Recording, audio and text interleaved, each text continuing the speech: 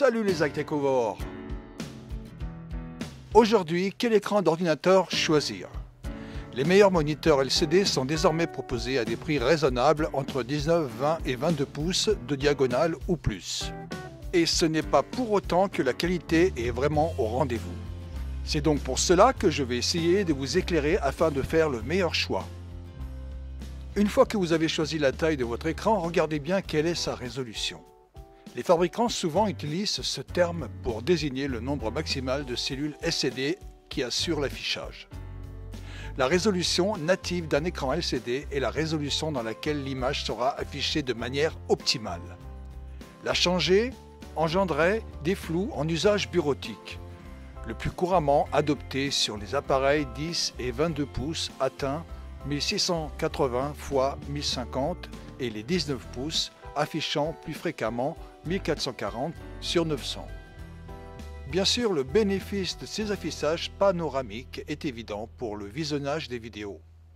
Pour ce qui est de la bureautique, ces larges écrans offrent l'avantage d'étaler facilement plusieurs applications à l'écran. Un détail qui, pour un utilisateur intensif, peut se révéler très intéressant.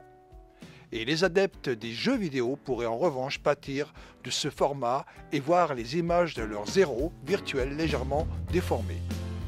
Mieux vaut alors opter pour un écran au format 5.4 qui offre une plus grande surface à diagonale équivalente. Tous les moniteurs LCD sont pourvus d'une entrée analogique dite VGA. La plupart proposent également une entrée numérique DVI le plus souvent, HDMI parfois, ce qui permet de connecter un lecteur de DVD Blu-ray ou encore une console de jeu du type Sony PlayStation.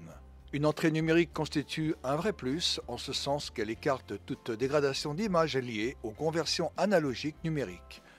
L'utilisation d'une sortie VGA analogique oblige l'ordinateur à convertir l'image dans ce mode. Image qui devra ensuite être reconvertie en numérique pour être affichée à l'écran. Le processus ne peut que nuire à la qualité du signal. Pour visualiser des vidéos en haute définition, l'écran doit en outre être certifié HDCP, un point que les cinéphiles doivent vérifier. Les fabricants mettent souvent en avant le taux de contraste et le temps de réponse. Le taux de contraste, rapport entre les luminances maximales blanc et minimales noir, par exemple 501, n'est en fait pas très pertinent. Qui regarde son écran à taux de contraste maximum, à moins d'être vraiment en plein soleil?